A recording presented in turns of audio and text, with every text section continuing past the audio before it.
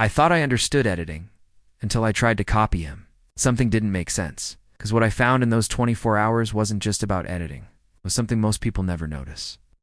It started at 2:13 a.m.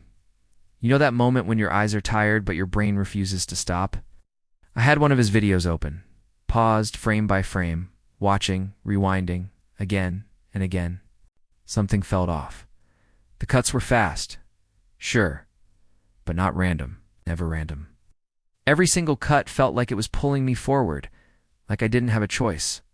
And that's when I decided I'm going to recreate this. Exactly. For 24 hours. First thing I did, I muted the video. No music. No sound. And suddenly it felt empty. Flat. Almost boring. That didn't make sense. How does something so engaging become so lifeless without sound? So I turned the audio back on. That's when it hit me. The editing wasn't leading the video. The sound was. Every cut, every zoom, every movement was reacting to something you couldn't even consciously hear. Tiny clicks. Subtle whooshes. Micro beats. Things you don't notice, but your brain does.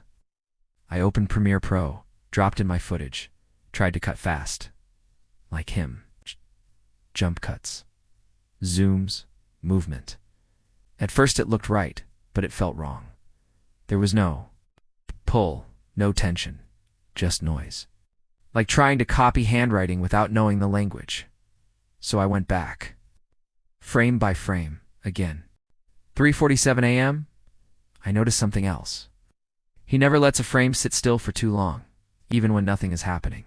Something is happening. A slight zoom, a tiny movement, a shift in framing. Your brain never rests. Not even for a second, so I tried it. Added motion to every clip. Small, almost invisible. And suddenly, the footage felt alive, like it was breathing. But then something strange happened. I started getting tired. Not physically, mentally, because now every second mattered. Every frame had a purpose. There was no just leave it, no shortcuts. And that's when the pressure started building. Because if everything matters, you can't afford to get anything wrong. 7:12 a.m. Sunlight creeping through the window. I hadn't slept. My timeline was a mess. Cuts everywhere, layers stacked, sound effects overlapping. And yet it still didn't feel right. Close, but not there. Something was missing. Something I couldn't see, only feel. So I stopped editing and just watched again. This time, like a viewer, not an editor. And that's when I felt it. Not saw it. Felt it. The pacing. The rhythm. It wasn't fast for the sake of being fast. It was controlled. It's intentional. Like someone guiding your attention without you realizing it. Pulling you in. Holding you there. Not letting go. I went back to my project. Deleted half of it. Yeah, half. Because I realized I was adding things to impress, not to guide. And that's the difference.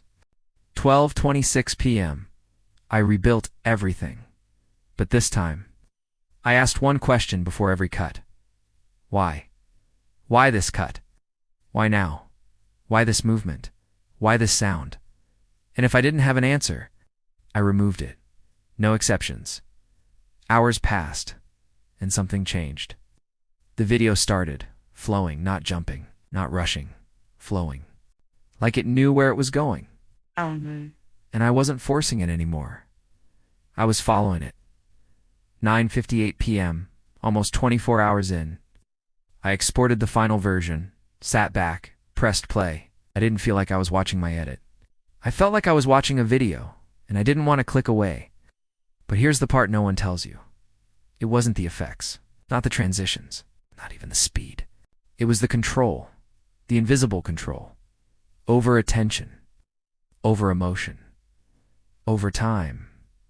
I looked at my original version, the one I made at the start, and then the final one. Same footage, same clips, but they felt like two completely different worlds now. When I watch his videos again, I don't just see editing, I see decisions. Thousands of tiny decisions, stacked on top of each other, each one guiding you, without asking. And the weird part, you don't notice any of it. You just keep watching. I closed my laptop, roomed completely silent. That same paused frame still burned into my mind. A single moment, cut perfectly, placed exactly where it needed to be, and somehow it made me realize I had never really been watching videos before.